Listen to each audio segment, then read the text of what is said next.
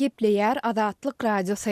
Habarlar günnäli gepleşigimizi dowam etdirýäris. Mikrofon öňünde siz bilen men Sehra. Şu günler Türkmenistanyň Döwlet Migrasiýa Gullugynyň Aşgabat şäheri boýunça müdirliginiň öňünde adamlaryň uly nowbatlary emele geldi. Bu waka Aşgabatyň aeroportunda türkmenistanlylaryň ýurdun daşyna goý berilmeýändigi barada gaýtadan habarlaryň peýda bolup başlamagynyň ýa-da gawat geldi. Dün Aşgabatdaky migrasiýa edarasynyň öňünde ören köp adam nowbaty durdy. Bu ýerdäki adamlaryň sany 100den az däldi. Olar dürli sebäpler bilen bu ýere gelipdirler. Adamlaryň käbirleri daşary ýurda gitmek üçin ruhsatnama almaga barypdyr. Käbir adamlar bolsa olaryň özü ýa-da dogan garyndaşlary Aşgabatyň aeroportundan daşary ýurda goý berilmeýändigi sebäpli bu ýere gelipdirler diýip Azatlygyň Aşgabatdaky habarçylarynyň biri 30 aprelde gurrun berdi. Onuň sözlerine görä Migrasiýa Gullugynyň Aşgabat şäheri boýunça müdirliginiň öňünde üýşen adamlaryň arasynda dürli ýaşdaky aýallar we erkekler şol sanda ýaşlar we gartaşan adamlar hem bar. Bu ýere baran 70 çemesi ýaşlaryndaky bir aýal özüniň Türkiýe gadan çetmäge gitmek isleýändigini gurrun berdi. Men şeýle gartaşan zenanyň eklenç gözleginde Türkiýe gitjek bolýandygy barada birinji ýerek eşitdim. Öňşeýle ýaşdaky zenanyň daşary ýurda işlemäge gidendiginde eşitmändim diýip habarçy sözüni jemledi. Türkmenistanyň Döwlet Migrasiýa Gullugynyň Aşgabat şäheri boýunça müdirliginiň öňündäki nowbatlar we olaryň sebäpleri barada türkmen häkimetleri ýa-da media serişdeleri tarapyndan maglumat ýa düşündiriş berilmeýär.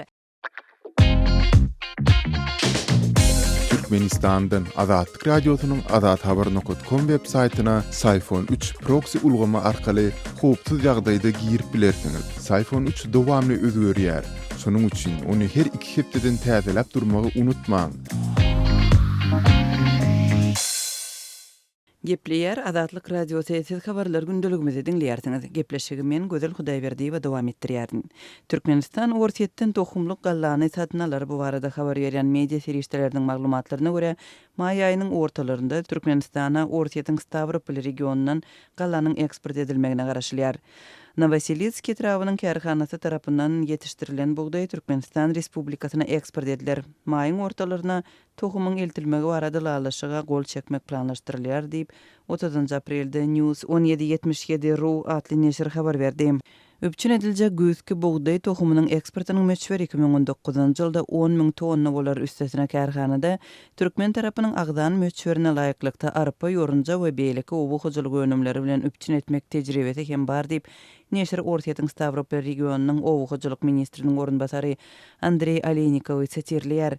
Türkmenistanyň güýzki buğdaýyň tohumyny daşary ýurtlardan satyn almak planlary ýurdun iratyny özünde öndürilýän un bilen öpçün etmekdäki nowatdaky krizisden gawat geldi.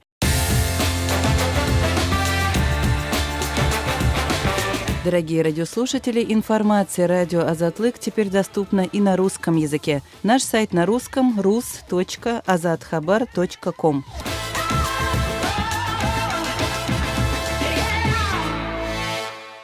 Gepleýär Azatlyk Radiosu. Habarlar günnäli gepleşigimizi dowam etdirýäris. Mikrofon öňünde siz bilen men Sehra.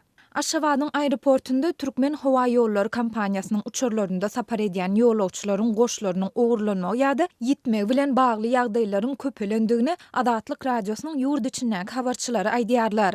Aeroportyň işärleri ýolagçylaryň goşlaryny açyp ondan täze ýa-da geýlen ýöne intek köne bolmadyk egneşikleri, tehnika terişdeleri we mobil telefonlary alýarlar. Bular ýaly wakalaryň bolýandygy barada soňky aýlarda ýygyderli habarlar eşidilip başlandy diýip Azatlygyň anonim şertde habarlaşan Aşgabatdaky habarçylarynyň biri 1 maýda gurrun berdi. Habarçynyň bu ýagdaýy başdan geçiren ýolagçylaryň bir näçesine talgylanyp aýtmagyna görä, aeroportda ählidat kadalaşdyrylypdyr. Ýagny bu ýagdaýlar ýolagçylaryň goşlary goýulýan ýerlerdäki gözegçilik kameralarynda hem görülmedi ýaly olar hatardan çykarylýar. Bu ýagdaý esasan da daşary ýurtlara ýa-da başga şäherlere uçýan ýolagçylar bilen bagly ýüze çykýar. Sebäbi olar goşlarynyň ogurlanandygy barada baran şäherinde şikaýet edip bilmeýärler ýa-da olar zatlarynyň ogurlanandygyny giç bilip galýarlar diýip habarçy aýtdy. Onuň sözlerine görä Türkmenistanda iş alyp barýan daşary ýurt kompaniýalarynyň işärleriniň goşlaryny şol şereketleriň işärler tarapyndan gözegçilik edilip kabul edilýär. Ýöne muňa garamazdan goşlaryň ogurlanmagy bilen bagly ýagdaýa käte daşary ýurt kompaniýalarynyň işärleriniň ýagny daşary ýurt raýatlarynyň hem duçar bolýandygy aýdylýar. Adatlyň Telegram sosial ulgamyna sahypasyna ýazylaň. Bizi gözlew bölümine Adatlyk radiosu ýazyp tap bilersiňiz. Biz bilen Telegram arkaly goşmak belgisi 420 724 168 983 we goşmak belgisi 420 773 797 383 telefon belgileri bilen habarlaşyň. Biz siziň şahsiýetiňizin gizlin saklanjakdygyna kepillik etýäris.